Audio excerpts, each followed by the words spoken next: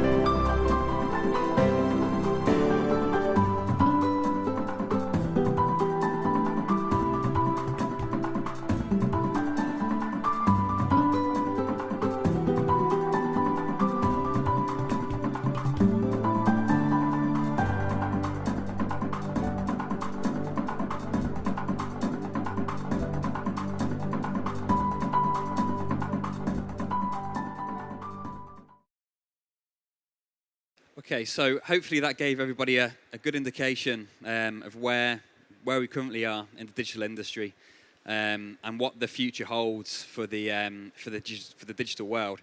As we're all aware, the world moves at a very rapid rate, and the digital environment is absolutely no different to that. If anything, it probably moves at a faster pace.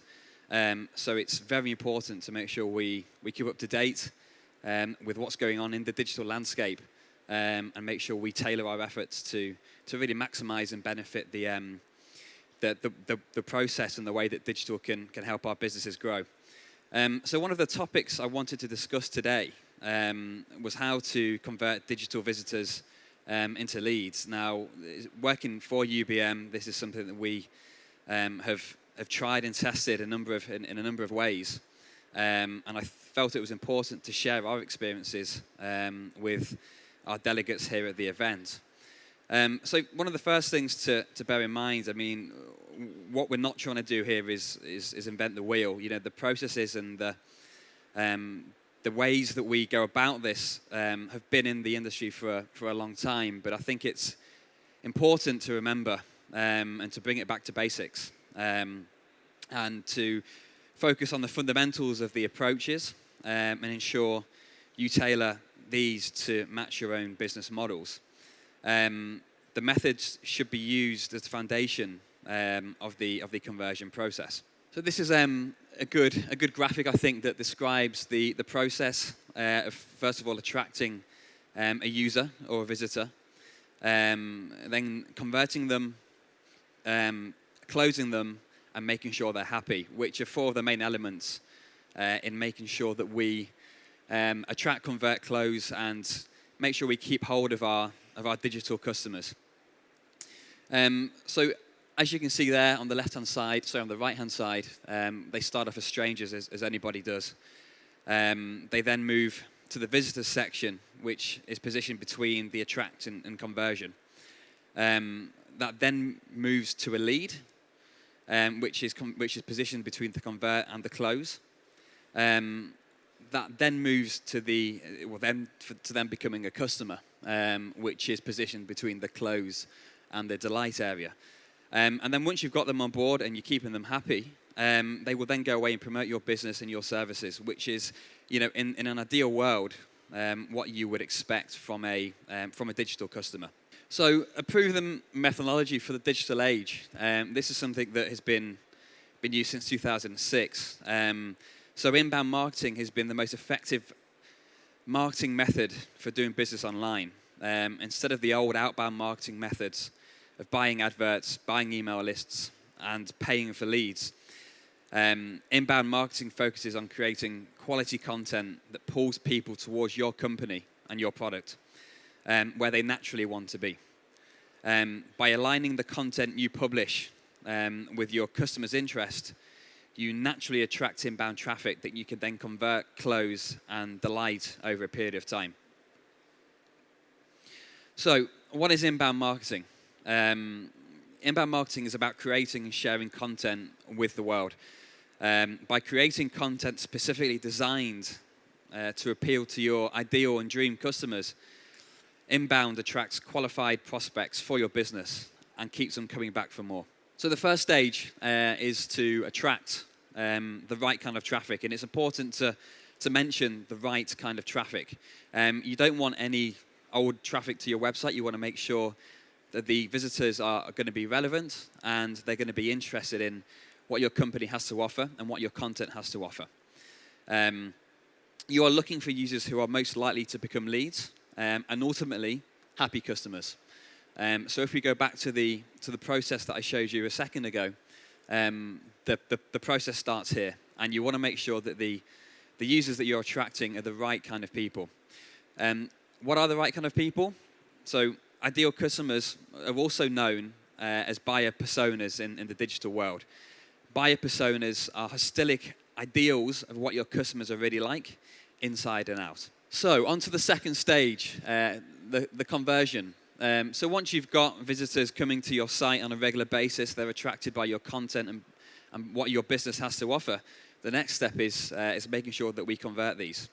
Data capture is absolutely key. email addresses, contact details, telephone numbers are very important pieces of data to capture and harvest.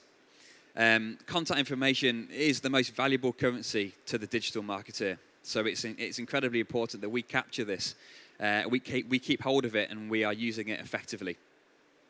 In order for your visitors to offer up that currency willingly, you need to offer something in return.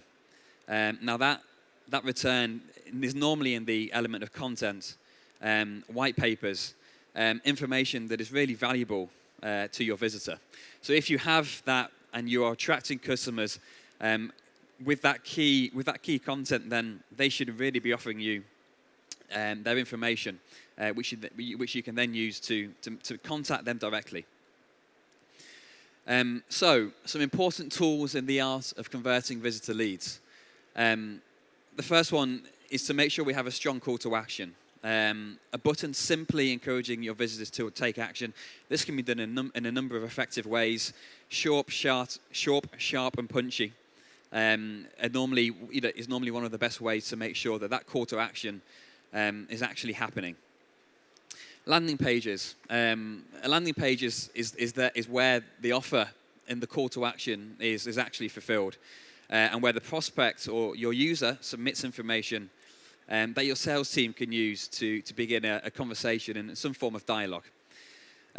Forms, which again is absolutely essential for data capture. Again, this is where your visitor is inputting their phone number, email address, key contact details that your sales teams can use to begin a discussion. So once you have these contacts, obviously it's important to make sure that they are kept in a centralized marketing database or CRM. And then be it through emails, your landing page, social media or otherwise, and how to optimize your future interactions to move it effectively. So again, the 4 key steps: attract, convert, close, and delight your buyer personas. We'll follow that process throughout this presentation. So you're on the right path. You have users coming to your site. They're keying on your content. Your sales teams are speaking to them on a regular basis. Visitors are attracted to the right leads, but now you need to transform those leads into customers. So some key tools in making sure that we do this effectively and we close the visitors. The first one here is lead sourcing. So you've got contacts in your system, but how ready are they to speak to your sales team? One of the key processes that we use in our UBM, across our UBM business, is a number process to identify the readiness of that lead. So if you're not really too sure that you'll be converting them, then you use a low number in the region of maybe 0 to 20. If you think that they're a strong lead and there's a strong potential to actually converting them, then you can use in the region of 60 to 100%. So it really does take the guesswork out of the process. Another good tool is making sure we use email and making sure we use that effectively. So a series of targeted emails focused on useful and relevant content can really build trust with the prospect and help them become more ready to buy. Marketing automation. So this process involves creating email marketing and lead nurturing, which is tailored to the needs and life cycle of each stage of the lead. Closed loop reporting. So how do you know which marketing efforts are bringing in the best leads? Is your sales team effectively closing the best leads into customers? Integration with your CRM system allows you to analyze just how your marketing and sales teams are playing together. The 4th stage, delight. The inbound way is all about providing remarkable content to our users, whether they be visitors or existing customers. So just because somebody has signed a check and they are providing you with revenue, it doesn't mean that you can forget about them. So making sure that the after-sales care process is up to date and you're speaking to your customers on a regular basis is extremely key in making sure that your customers staying with you, and more importantly, are promoting your businesses, to the people that they're speaking with. So tools to delight customers, smart calls to action. These present different users with offers that change based on the buyer persona and the life cycle of that user. So not every user is the same. They all have different demands, and they all have different requests in terms of what is going to make sure they are happy. So you've got to make sure that you tailor these specifically to each individual to the best of your ability. Social media. So using various social platforms gives you the opportunity to provide real-time customer service. Emails and marketing automation. So providing your existing customers with remarkable content can help them achieve their own goals, as well as introduce new products and features that might be of interest to them.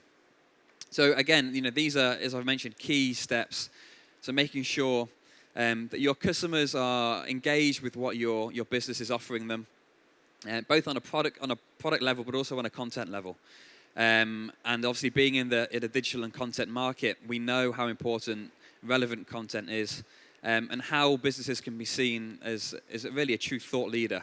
They are a thought leader in their industry, and this is going to make sure that customers or potential users are coming to their website, using their digital elements and their digital products, because they trust them. They believe in what they have to say, and they want to follow their lead.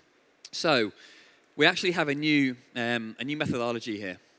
So the new inbound covers each and every step taken, tools used, and life cycle stage traveled through on the road from stranger to customer. So if we revert back to that initial 4-stage process, if that is done correctly, it really can empower marketers to attract, convert, close, and delight your users, which then will ensure that these users are promoting your businesses, which is, a really key element. If you have people who are going and speaking about your content, your products, your services on your behalf, they're doing your work for them, really, in effect. So the new methodology that we're discussing here acknowledges that inbound marketing doesn't just happen. You have to go out there and you have to do it yourselves. And you do it using tools and applications that can help you create and deliver content that will appeal to precisely the right people, your buyer personas. So it really is a good tip. Every business doesn't operate the same. Every user doesn't operate the same. As I mentioned before, every user has a specific need, and you have to go and make sure that you're tailoring that to that group of individuals. And make sure that's done in the right channels and at just the right times. So something else that we wanted to touch upon today is really how small, medium, and large organizations use digital advertising effectively. Now, obviously, every business isn't the same, and the amount of advertising a business conducts is really dependent on a number of parameters, 2 of which include their marketing strategies and obviously their advertising budget. So you really can't create a digital advertising package which will cover each one of those organizations, whether they're small, medium, or large. Again, it's key to understand their needs, what their objectives are for the following year or the up and coming year, and also what their challenges are.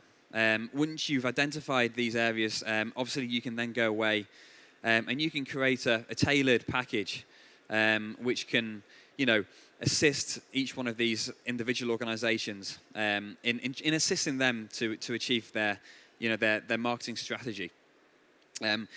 Digital advertising campaigns, again, as I mentioned, should really be tailored to each individual organization. And again, we're not coming up with anything new here. This is something that's been going on for quite a long time. But it's important sometimes to bring it back to basics and remember these fundamental elements. So I'm just going to play you a short clip now of some kind of key players in the digital industry, and they're offering tips and advice on some of the best practices that are used in the digital advertising world.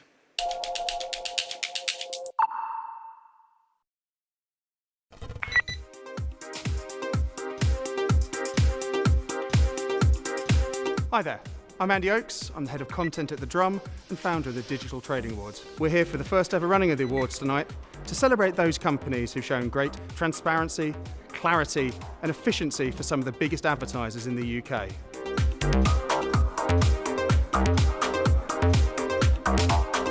Shortly we're going to talk to some of the winners of the awards to find out what makes a great campaign and how advertisers can make a success out of the new exciting world of digital trading.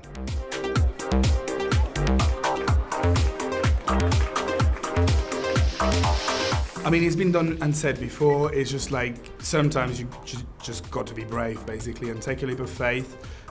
Trust the people you work with. It might be difficult sometimes to kind of like go beyond the pressure, the sort of recession or whatever, basically, the pressure that your investors are putting on your business. Stick to your goals, stick to your kind of guts, essentially, sometimes, and go with it, basically. The results are here for us, fortunately, to kind of prove that we've delivered. We've seen massive growth in programmatic over the last couple of years, and if you go back just to 2011, 2012, the term programmatic wasn't even really in the everyday vocabulary. My advice is to test every different type of scenario before moving into full branded RTB, and it's really to test what works best for you. What works for one publisher may not work for another.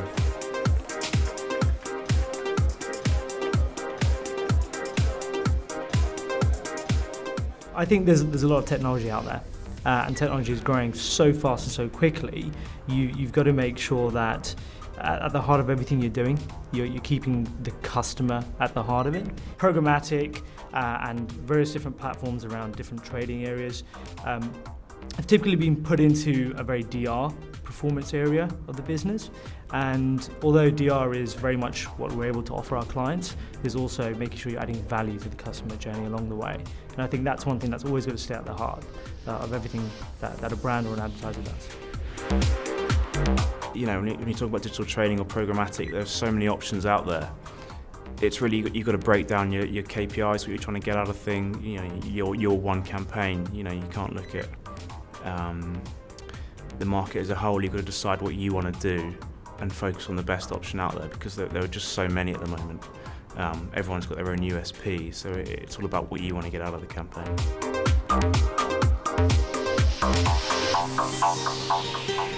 I think the single most important thing for brands is to really understand the digital ecosystem in which they're operating. So if it's about driving performance, whether that be brand engagement metrics for performance or acquisition, driving revenue, is to really understand where their consumers are online, how they're interacting with the different forms of media, different form of content, and understanding that single user journey through different media channels to present your product or your service in the most compelling way and most engaging way, such that the target audience transacts with you.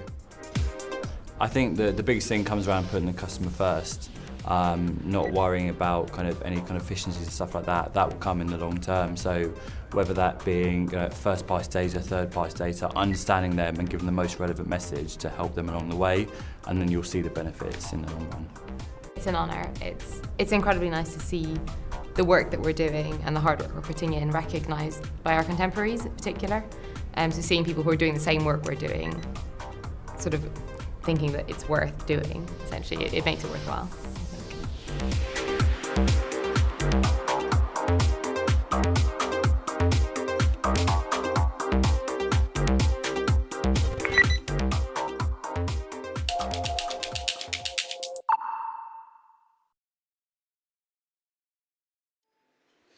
Okay, so hopefully that gave you some good tips of ways really to make sure that the campaigns that you're carrying out are tailored towards your to your customers. And we heard from some key players in the industry there, some senior guys, and I think it kind of summarizes hopefully what I was able to present, and really to kind of show you that if digital campaigns are taken out correctly, and the fundamental elements are taken into consideration, then the power of digital can be so powerful. And as we continue to move into an ever increasing digital era, where people have more than one mobile device, mobile phone, tablets, laptops, etc. The tool or the platform is absolutely everywhere. So the rise in mobile users is continuing to rise at an incredibly rapid rate, and we can't really see this slowing down. So the digital campaigns that each and every business carries out is going to be absolutely key to the marketing success of companies who are looking to perform in your specific industry sectors. So it's important to make sure that we understand the fundamentals, that we tailor it to each individual business model, to make sure it's executed correctly, and also to make sure we gather the metrics and we use the metrics to ensure that the campaign is relevant and that it's being used effectively. The metrics in the digital world are absolutely key, and if you look at other forms of or more conventional forms of advertising, when we discuss print advertising, the metrics just they can't be delivered. So it's such a big benefit really of the digital world and digital environment that you can have access to these metrics, and you can really use them to tailor your campaigns, to make sure they're effective, to continue going down the path of success, and the things that aren't working, you can leave to one side. But sometimes you need to take a bit of a leap of faith. If it's something you've not done before, there's absolutely no harm in trying and going down the digital marketing route. Like I said, you will have data. You will be able to capture data, which will allow you to see whether or not it's been successful or not. If it hasn't, then you've tried it and you can go down other routes. But there are specific metrics that can prove to you and show you that things are successful. You can capture excellent data. You can then use that data to go out and speak to your customers and make sure you're providing them with relevant content. So that is all. It was just a short and sharp presentation. If you have any questions, I'll be here afterwards. Oh, okay. Well, thank you very much, ladies and gentlemen, and I hope you enjoy the rest of the show.